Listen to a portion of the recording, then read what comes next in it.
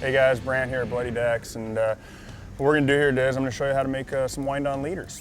We're using Seaguar Premier. With that, you can pretty much use any hollow braided line. You know, you want to match up the line strength as best you can with the leader material. So I got some hollow spectra here. You're going to need to get a needle kit, a hollow needle kit, and what these do is it's a needle that has a hollow end here, so you can stick the fluoro leader into that when you're going to feed it up the braided line. Got an emery bore, we got our floss, super glue, some cutting tools. Because I'm going to peel off some of this braided line, maybe about 6 feet of it to start. And it's very important that you peel it off this way rather than coming over the top. When you come over the top, it puts a half twist in the braided line and can sometimes be very difficult to get the needle to feed up properly. All right, so I'm going to give myself about 5 feet to start to work with.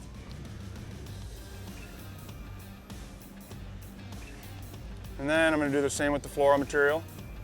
I'm going to take that and I'm going to peel off about 5-6 feet to start as well.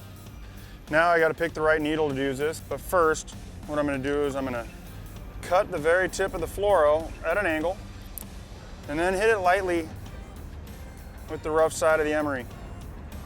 It's going to take off any sharp edges and any burrs. Now I'm going to insert it into the end of the hollow needle and then start working it up the hollow braided line. We got to kind of split this frayed end here.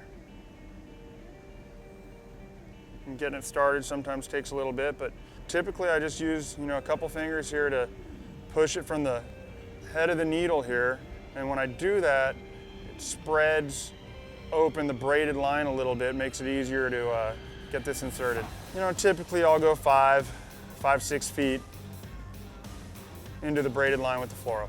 So now what I'm going to do is I'm going to take the needle gently through the braided line, and as I do this I'm going to hold on to the end of the needle where it connects with the fluoro so that doesn't go in any farther, and I'm going to pull the needle out. End of the fluoro remains inside the braided line, and that's as far up as it's going to go into the braided line. Now what I'm going to do is I'm going to take this bench tool, and all this is going to do is it's going to give me some tension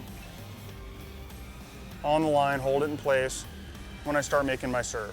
If you don't have a bench tool like this, you can use a couple of clamps, put them between a chair, something. You just want to get some tension on this. So I'm going to get a little bit of tension on this. It'll just make it easier as you're doing your serve. I'm going to take my dental floss, pull a section off about that much and trim it, give it a cut. You can use a braided line, a 30 to 65 pound braided line if you prefer, if you don't have dental floss lying around. And then I'm going to take this other little hitching tool, take this little needle with the clasp on it, and I'm going to insert it between the fluoro and the hollow braid where they connect. I'm just going to run it up about a 1/2 inch. Then I'm going to take my floss here and run it back through, so now it's between the braided line and the fluoro. I'm going to bring it so it's about even with the end of the connection.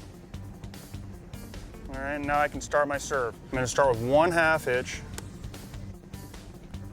to keep that locked in place, but as I do it, I'm going to pinch the floss between the braid, otherwise as I secure that sometimes you'll pull it out. So now I made 1/2 hitch, I'm going to throw another 1/2 hitch in there. So now I got 2 1/2 hitches side by side, and now I can start my serve. My serve, I'm just wrapping the floss around the braid and around the fluoro. And as I do this, sometimes it'll creep up, just pull it down flat. And this is really probably the most time-consuming thing on any of these wind-on making techniques. And a lot of times what I'll do is, as I get halfway down there or something, I may throw just a locking 1/2 hitch in there every so often just to get the serve locked down. And I'm going to get it about a 1/4 inch, 1/2 inch onto the fluoro, put a 1/2 hitch in it, and then come back over it. And the wraps, when you're coming back over, can be a little looser if you want. And then I really only need to go about halfway back up it. Finish it with a half hitch and then a 3-turn uni knot. Now that 3-turn uni knot locks this thing down really good. There we have it. I got my serve here. It's got a little bit of fuzz on it sometimes. What I'm gonna do is I'm just gonna take a little bit of glue, and you can use a Gucci glue, you can use whatever glue you want. I like typical super glue. Try to move my tools out from underneath in case it spills. I don't want to have sticky tools. And I just put a little glue on it. And I'll take my fingers. From here, my next step is make the loop in my braided line for the wind on. So I'm going to peel off about 5 feet of the braid, give it a cut. And now what we're gonna do is we're gonna use the same tool that I use for the floss to make the loop. And what I'm gonna do is I'm gonna go about 6-8 inches from the tag end of the braided line. And I'm gonna insert this tool from the side. I'm gonna come down about almost the length of the tool. 2 inches, start working and poke the tool out. Then I'm gonna take the braided line, loop it over the little hook end of this needle, close the gap, and now I can pull it back through itself. Very gently. And now I'm starting to get this loop coming through the braid, and the braid's doubling over on itself here. It's turning inside out. All right, so it's turning inside out, and now I got a loop end here. So I get rid of this needle, and there we go. We've started the loop, and right now this loop's adjustable. So I can make it bigger, smaller, depending on the size I want to use for my connection. All right? So now what I'm going to do, now that I have the loop made, I'm going to take the tag end of the line and I'm going to bury it back into the main line of the braid. I'm going to take another tool we have here. And it's just a little loop tool here. It's got a loop on the end of it. And it's a needle with just a little loop on the end of it.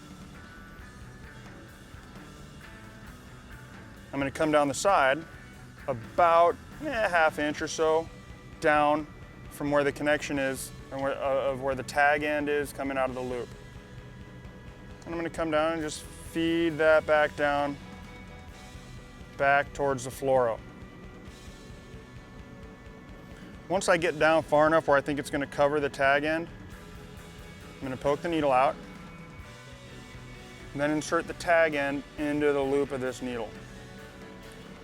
Once I do that, I'm going to cover it up and just slide it all the way down and pull the needle out, release the tag end, and then with my fingers, I'm going to pull that braided line back down and over the tag end. So now the tag end's completely disappeared. I have a loop on the end here, a very no connection essentially. It's just going to be twice the width, even smaller than that of the braided line, and a very strong connection. This thing ain't going anywhere. You know, I think with this one, I'm gonna do a 25-foot leader. And I'm just gonna kind of go best guess. That's about 5 feet. 1, 2, 3, 4, 5. Okay, so now I got about a 25-foot leader section. Make a nice neat coil. It takes a second, but it's worth it in the long run when you're trying to make that connection when you're on a trip. Remainder of the tagging towards the loop, and I'll just do some wraps right around the top here. That, take a zip tie, and just kind of a loose connection with the zip tie makes it easier to cut off. And I'm good to go. All right, so I got a 100-pound completed wind on in just a few minutes. You know, I mean, if I'm concentrating on these, you can usually make these things in, I don't know, 5 to 10 minutes once you get good at them. Sitting in front of the TV watching Monday Night Football is always a good place to do it. From there, I'll take my Ziploc. I'm gonna put 100-pound on it, 25 feet. I found this is a good way to store these. You can put multiple in each one. Now I'm good to go. I got a Seaguar Fluoro leader, 100 pound, 25 feet.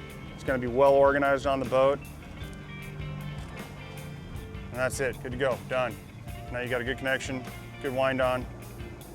Now you're ready to go fish.